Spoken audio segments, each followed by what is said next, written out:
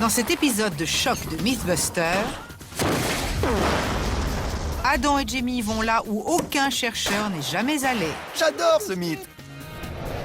Pour vérifier si deux balles, l'une tirée et l'autre lâchée, atteignent le sol en même temps. Ça, c'est de la science. Pendant ce temps, Carrie, Tori et Grant J'ai hâte. frappent, percutent et s'éclatent à travers une histoire fabuleuse. Buster pourrait bien perdre ses chaussettes. Peut-on faire perdre ses chaussettes à quelqu'un sans les toucher? C'était génial. Qui sont les Mythbusters? Adam Savage Est-ce qu'il me manque un sourcil? et Jamie Heineman. La gloire a un prix. À eux deux, ils ont plus de 30 ans d'expérience dans le domaine des effets spéciaux. À leur côté, Grant Imahara, Pour la science. Tori Belleci On peut le refaire? et Carrie Byron. Il n'y a qu'un mot pour ça. Plaf. Ils ne se contentent pas de recenser les mythes, ils les mettent à l'épreuve.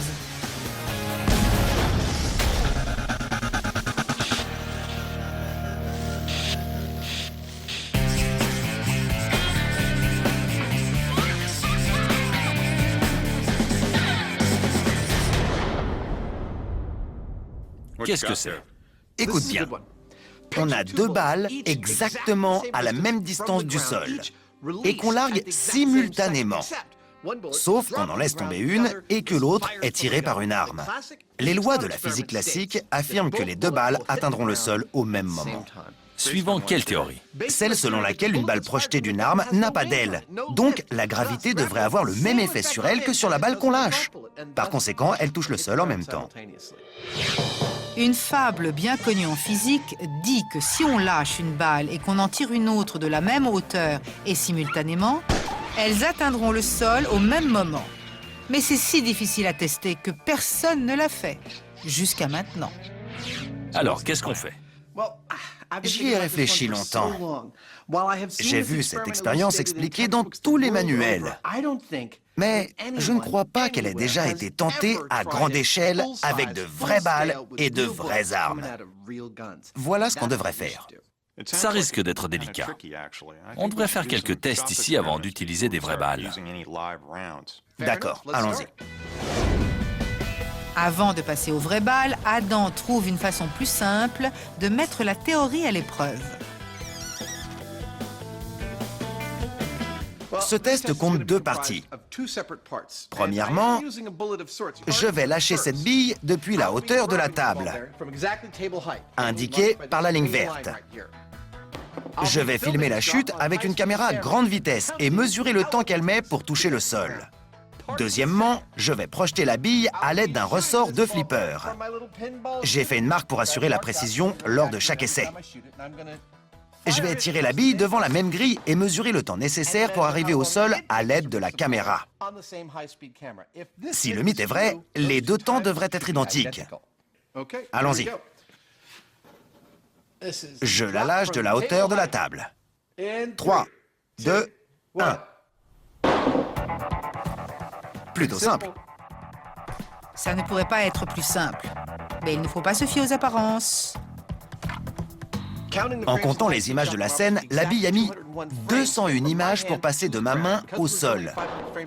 Comme on filme à 500 images par seconde, chaque image dure 2 millisecondes, ce qui fait au total 402 millisecondes. Pour les amateurs de chiffres décimaux, qui sont nombreux, c'est 4,02 dixièmes de seconde. Le résultat est de 402. Qu'en sera-t-il de la bille projetée? La caméra est prête. C'est l'heure de la magie du flipper. Et voilà, tir de flipper dans 3, 2, 1. Et les résultats sont flippants. Alors? C'est cool. Lorsque je laisse tomber la bille, ça lui prend 402 millisecondes pour atteindre le sol. Lorsque j'utilise le ressort de flipper, ça prend 410 millisecondes. 2% de différence, c'est pratiquement identique.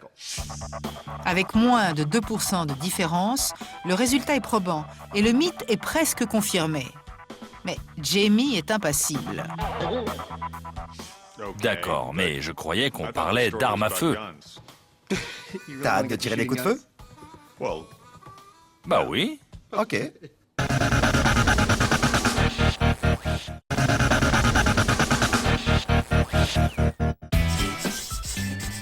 C'est Carrie qui tient notre prochain mythe. Regardez-moi ça. On va faire ta lessive. C'est pas ma lessive. On avait demandé aux téléspectateurs de nous envoyer leurs chaussettes. Oui, nos fans voulaient savoir où vont les chaussettes qui disparaissent lors de la lessive. C'était l'idée de base.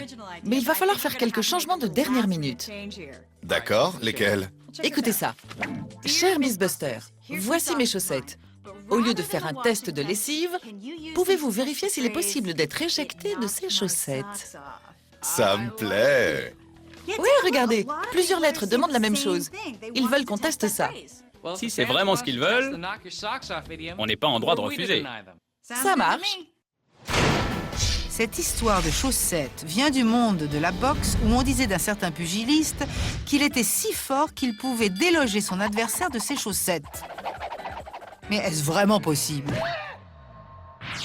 Se faire déloger de ses chaussettes. C'est bizarre, mais ça me dit bien. C'est quoi le plan? Vu que ça vient de la boxe, on devrait commencer par des coups de poing très puissants. Mais ça nous élimine tous. J'ai une idée. Prenons le canon d'azote de notre spécial super-héros, mais au lieu d'un crochet, on le reconfigure pour qu'il projette un poing et que Buster se prenne le pire uppercut de sa vie. Je crois qu'on est prêt pour le grand combat. À vos coins. De toutes ces inventions, Grant affirme que c'est la plus dangereuse qu'il ait construite. Mais va-t-elle venir à bout de Buster? Pour donner un coup capable de faire perdre ses chaussettes à Buster, j'ai sorti ça du grenier. C'est le canon d'azote de notre spécial super-héros. On avait lancé un crochet pour faire tourner la Batmobile à un angle de 90 degrés. Ça a marché!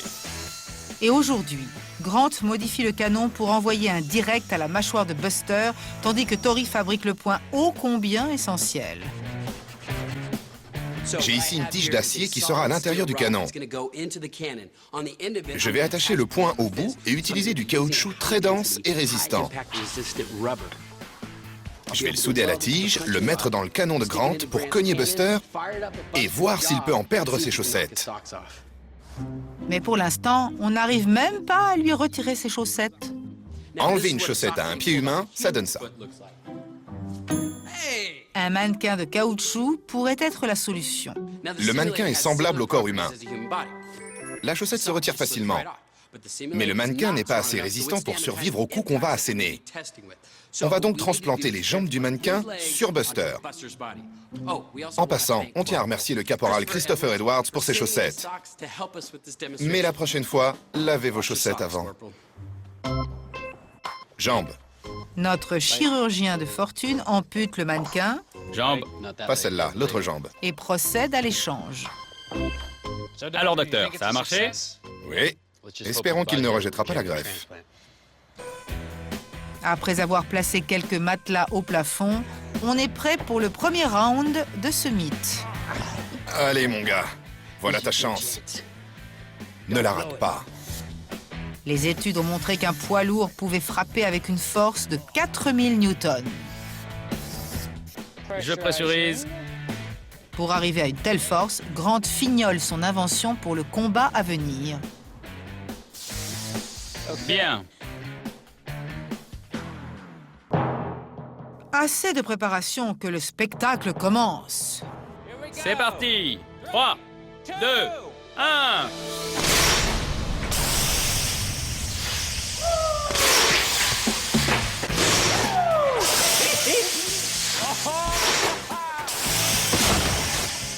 « 34 barres, c'est vraiment intense.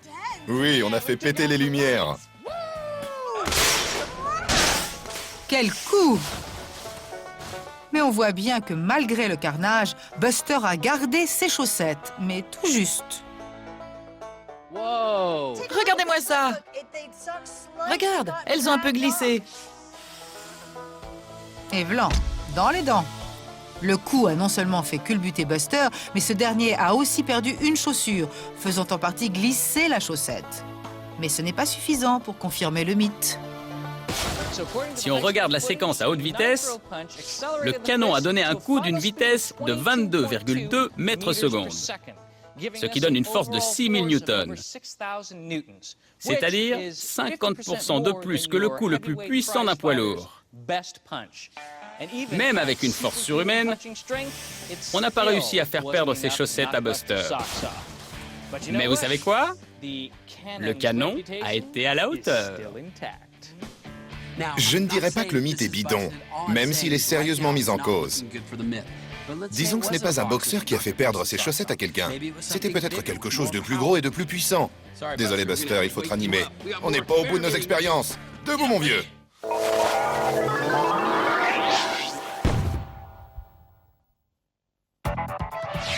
Théorie bidon ou loi de physique? Le test est si difficile à faire que personne ne l'a jamais tenté. Est-ce qu'une balle tirée d'une arme et une autre qu'on lâche simultanément de la même hauteur atteignent le sol en même temps? Avant de sortir les vraies balles, Adam fait des essais avec quelque chose de plus facile à contrôler. Un fusil de paintball. Parfait. On a fixé le fusil de paintball pour qu'il soit parfaitement à niveau et pour que les billes atteignent le sol avant de toucher le mur de l'atelier. Ça devrait nous permettre de comparer un projectile qu'on tire d'une arme et un projectile qu'on lâche. Ce qui amène les Mythbusters à leur deuxième défi.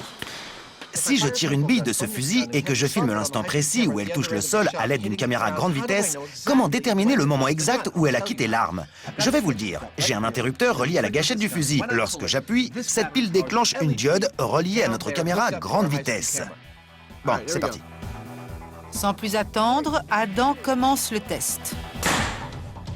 La caméra enregistre le moment où la lumière s'allume et où la bille touche le sol.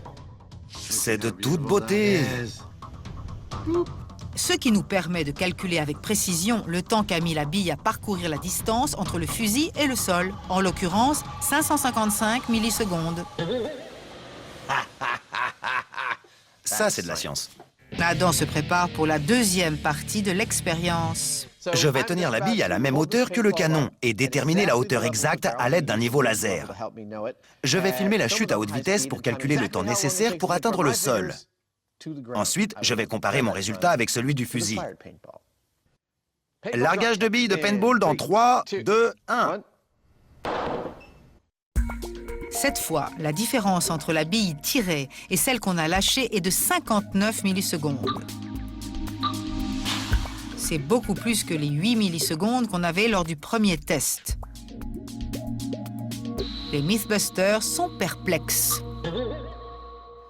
Alors ça, c'est une énigme. Nos deux premières expériences se contredisent. Mais je crois que la faute revient aux billes de paintball. Regardez. Vous voyez ces trajectoires? Elles sont toutes différentes. Ça veut dire que la surface inégale des billes et les défauts de fabrication leur donnent un certain aérodynamisme qui engendre un manque de précision. Par conséquent, ce test n'est pas valable. Je crois qu'on va devoir essayer avec de vraies balles, et ce, sans tarder.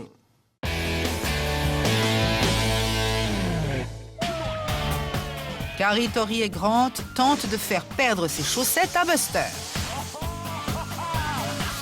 Un coup a envoyé Buster au tapis et a failli avoir raison de l'atelier. Buster est KO. Alors l'équipe poursuit dehors avec quelque chose de plus puissant. Regardez-moi la taille de ce truc. Buster ne va pas apprécier. Plus de puissance veut dire plus de force, donc plus de chances que Buster en perde ses chaussettes.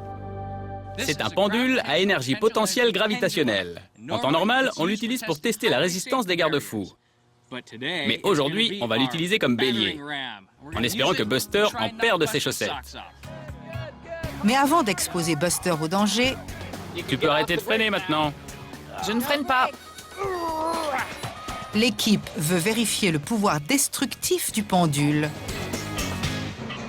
J'ai hâte. Bon, allons-y. Dans 3, 2, 1.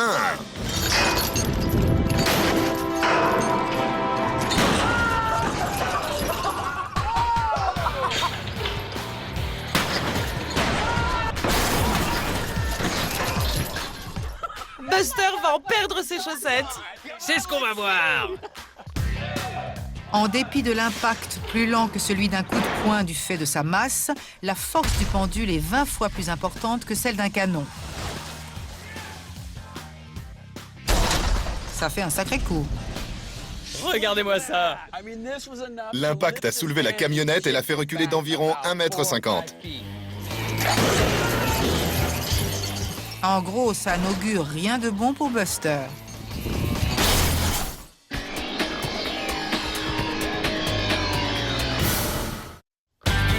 Jusqu'ici, le test des billes tirées et lâchées simultanément pour voir si elles atteignent le sol en même temps Un peu trop fort. s'est avéré être un sac de nœuds pour Adam et Jamie.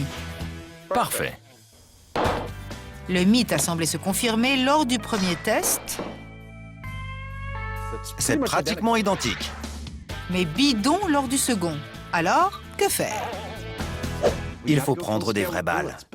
Mais tu imagines ce que ça implique? Pour commencer, j'ignore quelle distance parcourt une balle tirée d'une arme. Pourquoi ne pas utiliser un pistolet de calibre 45? Les balles sont grosses et plutôt lentes. On va au champ de tir pour voir où elle touche le sol. Exactement. Parfait, allons-y. Le champ de tir est l'endroit rêvé pour des tests balistiques. On doit s'assurer de plusieurs choses. Premièrement, les balles doivent être tirées de façon invariante pour que nos mesures soient précises. C'est parfait. Deuxièmement, on veut savoir comment elles retombent, la distance qu'elles parcourent avant de toucher le sol.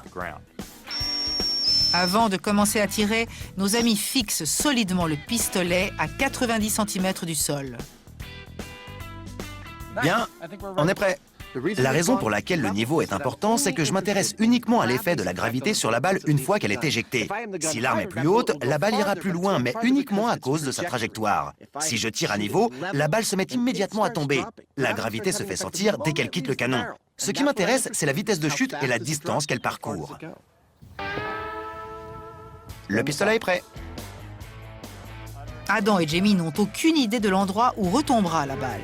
Alors ils testent pour savoir où elle va atterrir sur 30, 60 et 90 mètres. Celle-là était 1 cm au-dessus de l'autre. Allons voir. D'accord. Les données qu'on a recueillies sont plutôt cool. Cette ligne orange représente la balle à 30 mètres. La cible marquée au laser était environ 1 cm plus haut.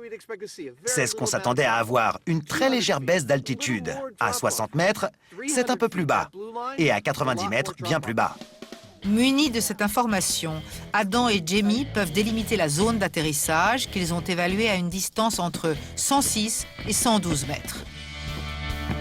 Voici la piste d'atterrissage des balles.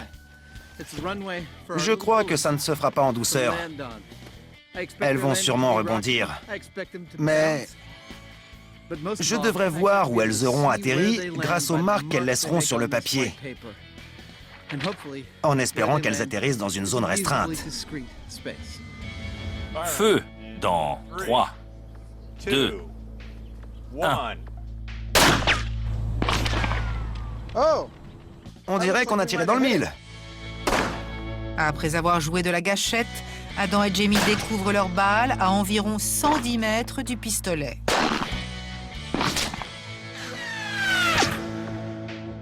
On a trouvé ce qu'on cherchait. On avait plus ou moins prédit où tomberaient les balles, mais on est à l'extérieur. La brise pourrait altérer les résultats. Et surtout, et c'est important, le sol est inégal. Alors pour de meilleurs résultats, il nous faut une surface parfaitement plane. Il ne nous reste qu'à trouver 120 mètres de surface plane. Je crois savoir où trouver ça.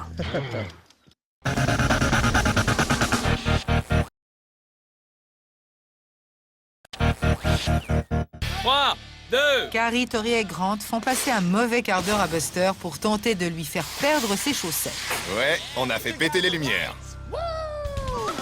Il s'apprête à intensifier le carnage en investissant une impressionnante station de crash test, tandis que l'équipe met des chaussures et des chaussettes à Buster.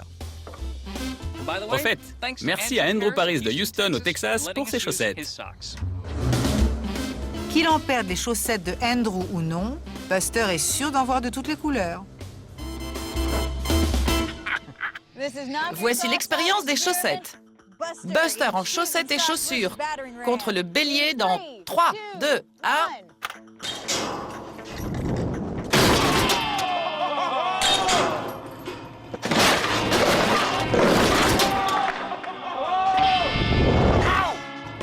Il a toujours ses chaussures. Voyons si elles se sont défaites. Quel coup puissant! Ça a dû être douloureux. Regardez ça. Même pas défaite. Je parie que ses articulations se sont plus desserrées que ses chaussures. Il a l'air en bon état. On le remet en place pour un autre test? Ouais. Buster s'est pris un pendule de presque 1 tonne en pleine poitrine qu'il a envoyé valser à 12 mètres. Mais sans parvenir à lui enlever ses chaussures ou ses chaussettes. Mais on n'a pas dit notre dernier mot. Lors du dernier test, il a gardé ses chaussures. Et s'il ne portait que ses chaussettes? Peut-être que les chaussures retiennent les chaussettes. On dirait qu'on va repasser Buster à tabac. Remonter ses chaussettes. Buster en chaussettes contre le pendule. Dans 3, 2, 1...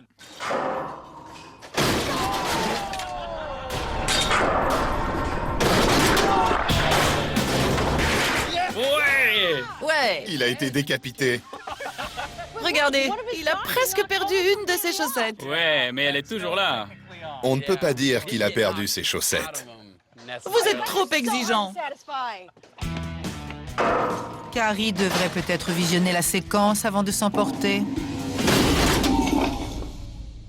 Voilà le pendule qui arrive. Ses pieds sont propulsés vers l'arrière. Mais il garde ses chaussettes. Il les a toujours. Là, c'est là. Il est traîné par terre. Il ne perd pas ses chaussettes. Donc, ça ne compte pas. Non. Ce mythe semble impossible à confirmer. Mais avant de laisser tomber la méthode fracassante, Carrie a une dernière idée démente. Voici la suggestion d'un téléspectateur. Chez lui, il fait très chaud et l'asphalte devient très collant. Alors imaginons que les chaussures de Buster collent à l'asphalte, vu qu'il fait très chaud, et qu'il perde ainsi ses chaussettes. Mais au lieu d'utiliser de la colle, je vais visser ses chaussures pour m'assurer qu'elles restent en place. Ses chaussures resteront en place et on espère que lui, non. C'est ce qu'on veut. On espère enfin qu'il perdra ses chaussettes. Bon, c'est parti. Le moment est-il enfin venu? La résistance des chaussettes touche-t-elle à sa fin? Et est-ce que les chaussures vissées vont libérer les pieds de Buster? Bon, allons-y pour la demande d'un fan qui veut des chaussures collées au sol. C'est parti. Dans 3, 2, 1...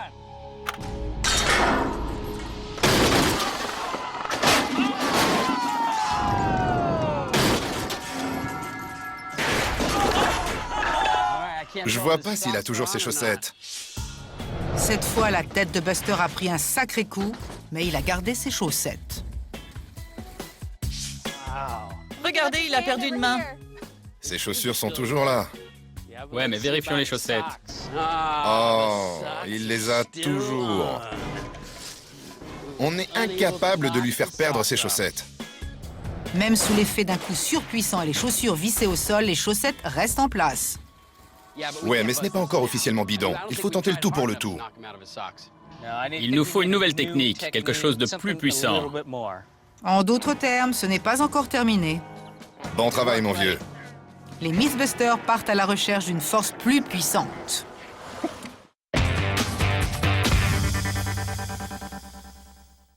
Oh, les chaussettes, elles semblent parfois avoir une volonté propre. Mais peut-on les perdre sous l'effet d'un impact? Jusqu'ici, Buster a perdu une chaussure, mais pas de chaussettes. Ouais, l'impact ne fonctionne pas.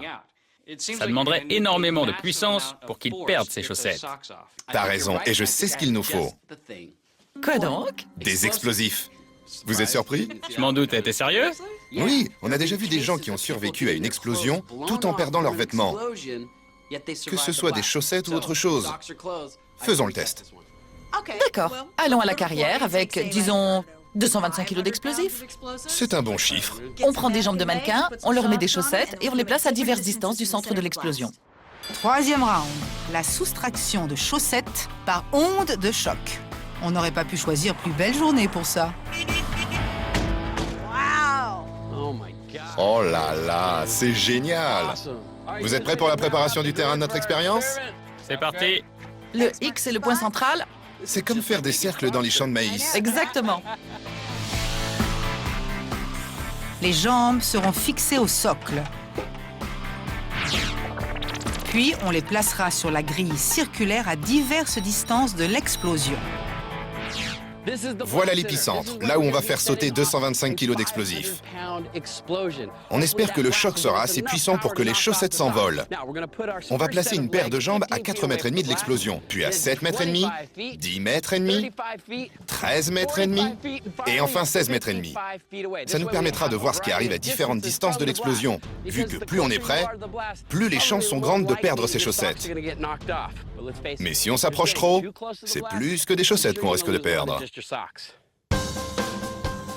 Voilà pourquoi l'équipe met les bouchées doubles pour vérifier le mythe des chaussettes. En plus de perdre les chaussettes, il faut s'assurer de survivre. On mesure la force d'une explosion en bars. Pour vous donner une idée, à 0,17 bars, vos tympans peuvent se déchirer. Avec 225 kilos d'explosifs, on a calculé qu'à 6 mètres, on subirait un impact de plus de 7 bars, c'est-à-dire la mort quasi assurée. Pour établir la distance exacte à laquelle la pression devient mortelle, Grant assemble des appareils hypersensibles. Voici un disque fabriqué par nos amis d'Osico. C'est une fine membrane de métal qu'on a calibrée pour qu'elle se déchire à 7 bars. C'est très simple. L'onde de pression traverse le disque. Si elle est de moins de 7 bars, le disque restera intact. Mais s'il y a plus de 7 bars, il se déchirera.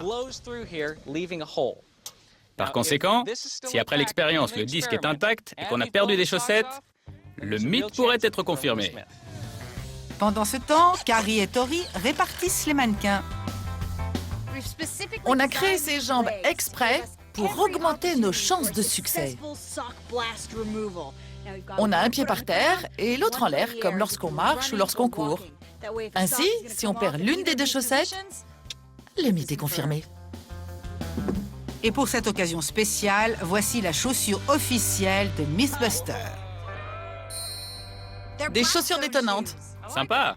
En plus, une de nos fans nous a tricoté toute une boîte de chaussettes. Un grand merci à Patience Boyd de Somerville dans le Massachusetts. À chaque station, certains pieds porteront vos chaussettes et des chaussures. C'est confortable? Et d'autres, seulement des chaussettes. C'est 4,5, ce qui veut dire chaussettes seulement à 4,5 mètres. De toute façon, après l'explosion, on pourra savoir où elles étaient placées à la base. Mais avant de tout faire sauter, l'équipe a besoin de 2 autres ingrédients essentiels. Cool. Tout d'abord, les pompiers. C'est bien connu. Pas d'explosion sans protection. Puis, les explosifs. Voici notre info. Cadeau de notre ancien agent du FBI, Frank Doyle. T'as un paquet pour nous? Vous n'allez pas être déçus. C'est de l'enfant? Oui. Ça devrait faire l'affaire. On devrait voir des chaussettes voler. Sans aucun doute. Si quelque chose est capable de faire des dégâts, c'est bien ça. Les explosifs sont en place, les jambes aussi, les disques sont branchés. Il est temps de nous sauver et de laisser Frank et son équipe faire les derniers préparatifs avant l'explosion.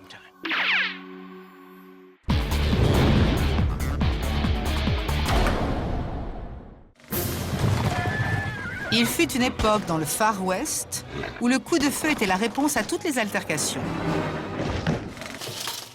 Bon, Mais est-il vrai qu'une balle tirée et qu'une balle lâchée simultanément touchent le sol en même temps? ça c'est de la science. Sur le champ de tir, Bon, on est prêt.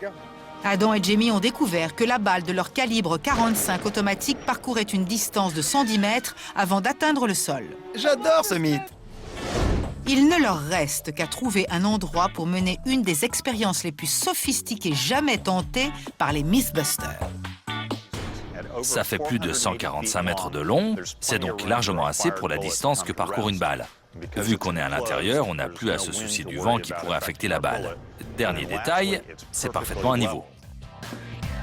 Tandis qu'il place le pistolet à une extrémité de la pièce, la première tâche de Adam est de s'assurer que l'arme est à 90 cm du sol et qu'elle est à niveau. Je vais viser cette cible à 6 mètres. À cette distance, la balle n'a pas le temps de perdre de l'altitude. Si la balle touche la cible à la même hauteur que le canon, c'est que le pistolet est parfaitement à niveau. Le pistolet est chargé. Feu dans 3, 2, 1...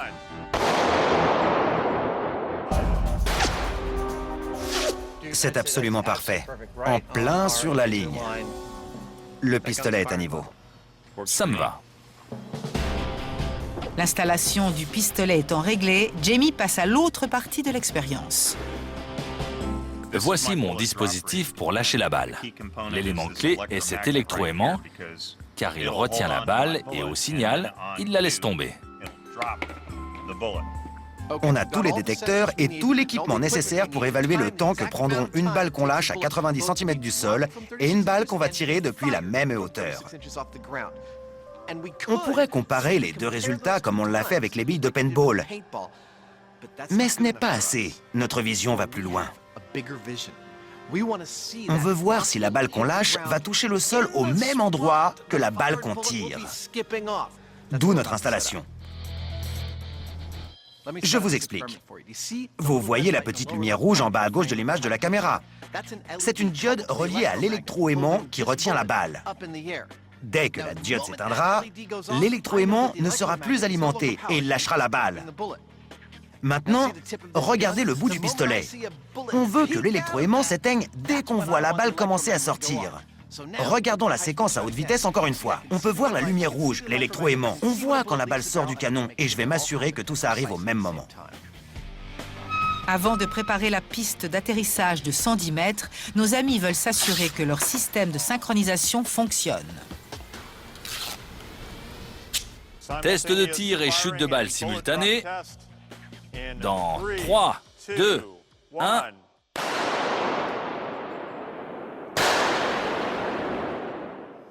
Regardons le résultat à haute vitesse. C'est là que les Mythbusters se rendent compte qu'ils ont un problème. Regardons l'instant où la lumière s'éteint.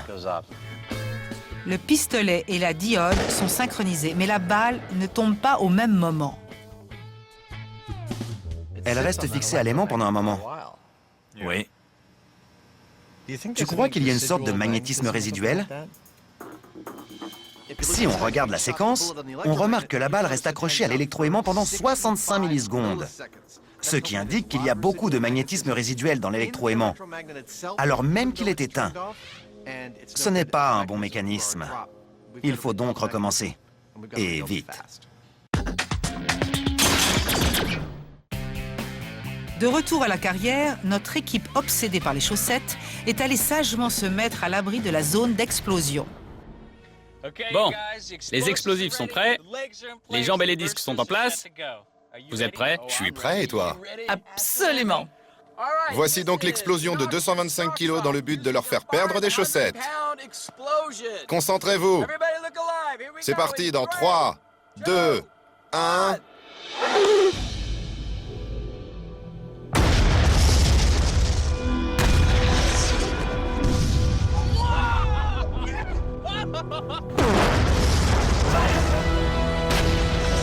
Ouais! Cool!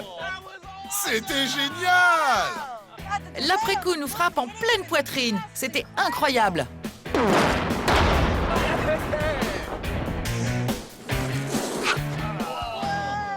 Regardez-moi la taille du cratère.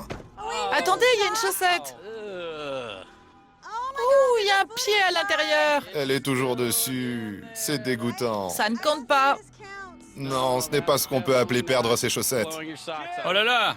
Mais après examen, la zone de déflagration révèle des résultats explosifs. Regardez! Pas de chaussettes! À quelle distance? 7 mètres et demi et 4 mètres et demi. Ils ont enfin réussi à retirer des chaussettes. Mais est-ce qu'un être humain aurait survécu? On ne survivrait probablement pas si on en perdait ses chaussettes. Attends, voilà le disque. Voyons ce qu'il indique. Bien, 7 mètres et demi. Il est déchiré. Il est déchiré. En vérifiant les disques, on confirme qu'à une distance de 10 mètres et demi, l'explosion aurait projeté les mortels dans l'au-delà. Il n'y a pas de chance de survie, alors ça ne compte pas. À 13 mètres et demi, où il est possible de survivre, les chaussettes sont toujours là. Si on regarde à 13 mètres et demi et à 16 mètres et demi, les chaussettes sont toujours là. On a quelques chaussettes de perdues à l'avant, mais peu de chances de survie. Et dans la zone où il est possible de survivre, toutes les chaussettes sont toujours en place. On a donc tous les critères pour affirmer que ce mythe est bidon. Oui, c'est complètement bidon. Si on en perd ses chaussettes, c'est qu'on est mort. Ouais, on n'en ressortirait pas vivant. Mais c'était cool. On peut même dire qu'on s'est éclaté. Ça a été génial du début à la fin. Et on a récolté des preuves solides que ce mythe est bidon. Personne ne peut perdre ses chaussettes et survivre. C'est impossible. Ce mythe est bidon.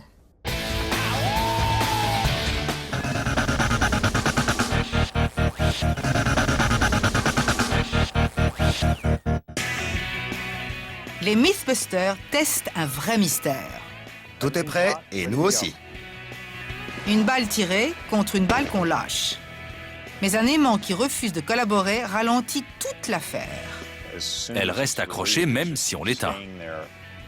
Adam n'est pas du genre à se décourager. Génial, ça marche. Ça, non. On a laissé tomber l'électroaimant. On a un petit solénoïde qui va se retirer et faire tomber la balle. Il ne nous reste qu'à l'essayer, ajuster les timings, les confirmer et on sera prêt pour le vrai test. Le nouveau système de largage simultané est prêt pour son baptême du feu. Bon, largage simultané dans 3, 2, 1...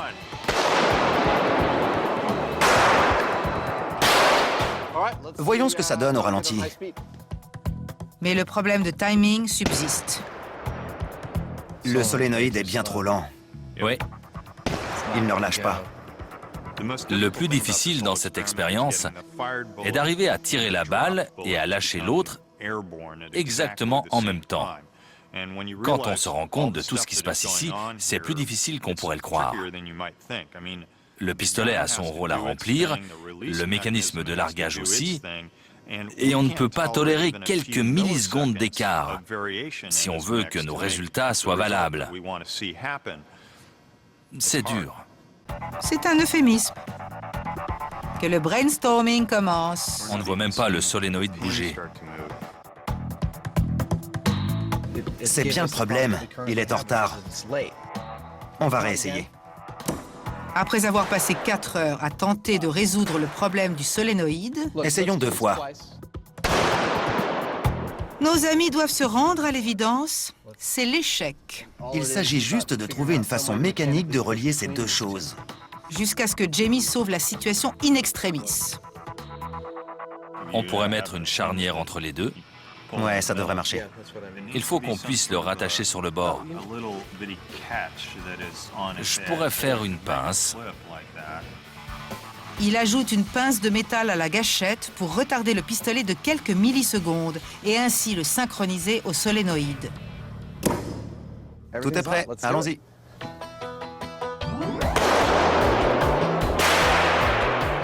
Après quelques tests et de légers ajustements, ça fonctionne. La balle sort du pistolet. Ah, c'est bien. Seulement 1/3 de milliseconde de différence. C'est parfait. Allons-y pour le vrai test. D'accord. Ce qui veut dire préparer la pièce de 110 mètres pour observer le point de chute. Sur le champ de tir, elles atterrissaient à peu près par là. Alors elles devraient faire pareil ici. D'accord. Adam place une piste de papier blanc pour permettre à la caméra de capter et mesurer les 2 balles au même moment, au même endroit et dans le même plan. La seule chose qui manque pour s'attaquer à l'histoire de la physique, c'est le dispositif de largage de Jamie. Laissez-moi vous expliquer notre installation expérimentale complexe. Ça commence avec Jamie qui tire sur la corde, ce qui déplace la pince métallique et permet au ressort d'accomplir sa tâche, à savoir permettre au doigt de métal d'appuyer sur la gâchette et de tirer la balle pour qu'elle suive sa trajectoire. Mais ce n'est pas tout. Revenez, revenez, revenez. Car en appuyant sur la gâchette, on est relié à ce fil branché à un ordinateur tout là-bas. Allons-y. On peut accélérer cette partie-là, non? Le signal envoyé par le canon du pistolet est synchrone avec le signal électronique envoyé par la balle, qui tombe de notre dispositif de largage. On espère que les deux balles vont se rencontrer. Tout ça sera capté par cette caméra à grande vitesse, ici même. On est prêt? On va l'avoir du premier coup. Tu crois? Ouais. Tu ne fais jamais de prévision. C'est génial!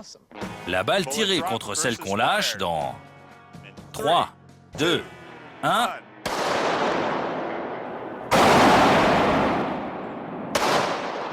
Adam espère voir l'optimisme de Jamie se répercuter sur le test.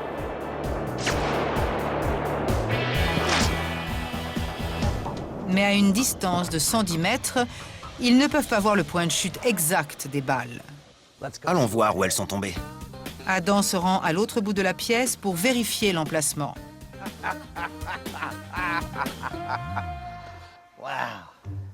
Les résultats crèvent les yeux. Difficile d'être plus proche. J'ai hâte de voir la séquence au ralenti.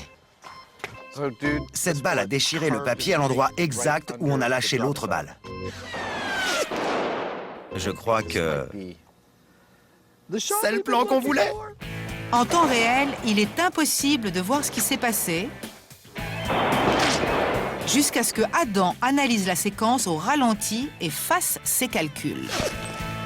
3915 moins 3677 égale 238 divisé par 6. Ça fait une différence de 39,6 millisecondes. C'est-à-dire trop rapide pour être détecté à l'œil nu. Quand vous regardez un film projeté sur un écran, vous savez que le film est composé d'images individuelles. Ce que vous ignorez peut-être, c'est que le film comprend 24 images par seconde. Donc chacune de ces images est à l'écran pendant 1/24e de seconde. On ne le remarque pas parce que c'est trop rapide pour notre œil. Eh bien, ce 1/24e de seconde est plus long que 39,6 millisecondes. C'est dire à quel point les deux balles étaient proches. 2 balles, une tirée et une lâchée. C'est incroyable, mais elles touchent le sol au même endroit et en même temps. Ce mythe était très sympa et il a répondu à toutes mes attentes. Même si les manuels de physique avaient raison, c'est génial qu'on l'ait fait pour de vrai avec des balles non modifiées. Je parie que personne n'avait jamais fait ça. Je crois que tu as raison. Et quoi qu'on ait tiré ou lâché, les projectiles ont tous atteint le sol en même temps. Ouais, la gravité, mon vieux. Ce n'est pas qu'une bonne idée, c'est la loi. Confirmé. Confirmé.